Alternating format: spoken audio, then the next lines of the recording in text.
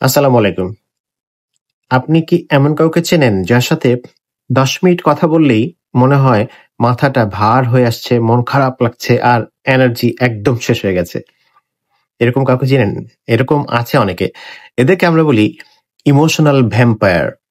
Vampire যেমন রক্ত শুষে নেয়, তেমনি এরা হচ্ছে যে আবেগকে নিঃশেষ করে দেয়। আবেগের দিক থেকে আপনি একদম সর্বনাশ হয়ে যাবে আপনার একরকম। তো এই ইমোশনাল ভ্যাম্পায়ার কারা? কিছু প্যাটার্নের মানুষ আছেন যারা সবসময় অভিযোগ করেন, নেতিবাচক কথা বলেন একের পর এক এবং আপনার সাফল্যের মধ্যেও খুঁত খুঁজবেন দেখবেন যে আপনি খুব ভালো মুডে আছেন, ভালো একটা কিছু অ্যাচিভ করেছেন। এর মধ্যে এমন একটা কথা বলে বসবে, এমন একটা কিছু করবে, এমন ধরনের কম্পেয়ার করবে যে দেখবেন যে আপনার মনটাই খারাপ হয়ে গেল। এবং সব আলোচনাকে কিছু মানুষ আছে নিজের দিকে টেনে নেয়। নিজের উদাহরণ দেওয়া শুরু করলো, নিজের সবকিছু করা শুরু করলো, বলা শুরু করলো। এই ধরনের মানুষের সাথে কথা বললে এবং খুব কম্পেয়ার করে এর এটা হয়েছে, ওর ওটা হয়েছে, এর এটা হয়েছে। এখন আপনার যদি তাতে ভালো লাগে সেটা অন্য বিষয়। কিন্তু বেশিরভাগ ক্ষেত্রেই এই ধরনের আলোচনা কিন্তু মানুষের ভালো লাগার কথা না। এইরকম পরিবেশ পরিস্থিতি এবং আলোচনার মাঝখানে যেকোনো মানুষেরই ইমোশনালি এক্সহস্টেড হয়ে যাওয়ার কথা। তো এর কেন এমন হয়? কেন উনারা এমন করেন? এর কারণ হিসেবে বলতে পারি যে নিজের জীবনের যদি অপ্রাপ্তি থাকে, হতাশা থাকে সেগুলো অন্যের উপর চাপিয়ে দেন তারা। অনেক সময় মানে মানে অ্যাটেনশন এর জন্য যে মনোযোগের জন্য এরকম করতে পারেন। মনোযোগ পাওয়ার একটা নেশা তাদের মধ্যে কাজ করে। আবার অন্যকে নিয়ন্ত্রণ করার একটা চেষ্টা অনেক সময় থাকে কিন্তু। যে প্রভাবিত করতে চায়, ইনফ্লুয়েন্স করতে চায় সবসময়। তাহলে অনেক সময় এরকম হয় যে মানে তার ভুল ধরবে, তাকে সবসময় নিজের মতো করে গাইড করার চেষ্টা করবে। নার্সিসিস্টিক মানুষ অনেক সময় এরকম করে থাকেন। তাহলে অনেক সময় এরকম আ তারা এই ধরনের আচরণ করে থাকেন।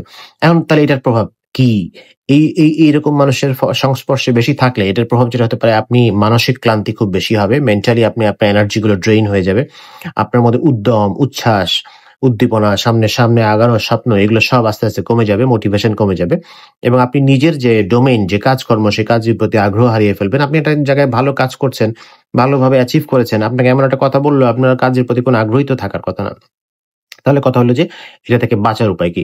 ১ম কথা হচ্ছে যে আপনি বাউন্ডারি সেট করবেন। সীমা নির্ধারণ করবেন যে কার সাথে কতটুকু কথা বলবেন বা বলবেন না, বা উনি আপনার কোন বিষয়ে কতটুকু ইনভলভ হচ্ছে বা হস্তক্ষেপ করছে। যদি একটু বেশি করে ফেলে, উনি যদি বাউন্ডারি ক্রস করে ফেলেন, তাহলে আপনি সুন্দর করে হাসি মুখে বুঝিয়ে দেওয়ার চেষ্টা করবেন যে তিনি বাউন্ডারি লঙ্ঘন করছেন, সীমা লঙ্ঘন করছেন। আপনি কথার প্রসঙ্গ পাল্টাবেন বা আপনি কথা বলতে চাচ্ছেন না, এটা তাকে সুন্দর করে বোঝানোর চেষ্টা করবেন।